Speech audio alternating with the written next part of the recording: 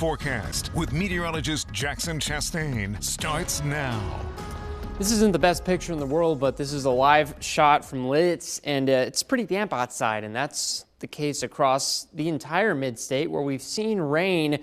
Showers move on through. Things starting to quiet down just a little bit as we get into those late evening hours, and I expect within about an hour or two, we should basically be in the clear, which is good news for you guys outside. You won't have to put any kind of a raincoat on if you do happen to be out and about at this late hour. Temperatures sitting in the low 40s to the east, in the 30s to the west, so a little bit of a contrast, but overall generally cold outside, and we drop into the upper 30s tonight. Now, you're seeing a little bit of an upward trend in terms of those overnights because we've been in the 20s. We were in the low 20s initially about 2 days ago.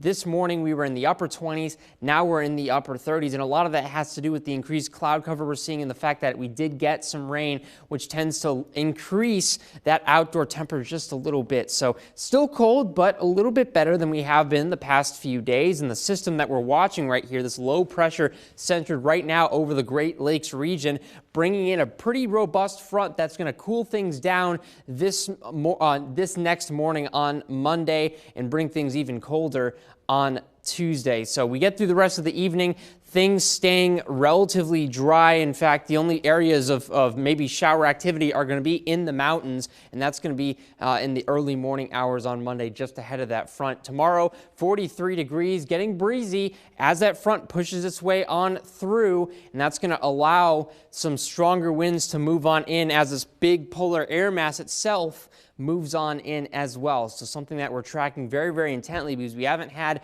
weather this cold in quite some time, and that's going to be coupled with winds steady 10 to 15 miles per hour, perhaps 20 at times, certainly on Tuesday. By the time we get to our Tuesday, we've got steady winds upwards of 20 to 25 miles per hour, not gusts, steady winds. So that's going to be something that you're going to have to be very, very cognizant about, putting on an extra layer to account for that wind chill factor, because when the temperatures get that low and the winds get that high, it makes things feel really, really cold outside. So a very chilly week ahead, lows staying in the 20s, not much in the way of rain chances, so your outdoor plans are safe. Unfortunately, not good when it comes to combating those drought conditions. Jared?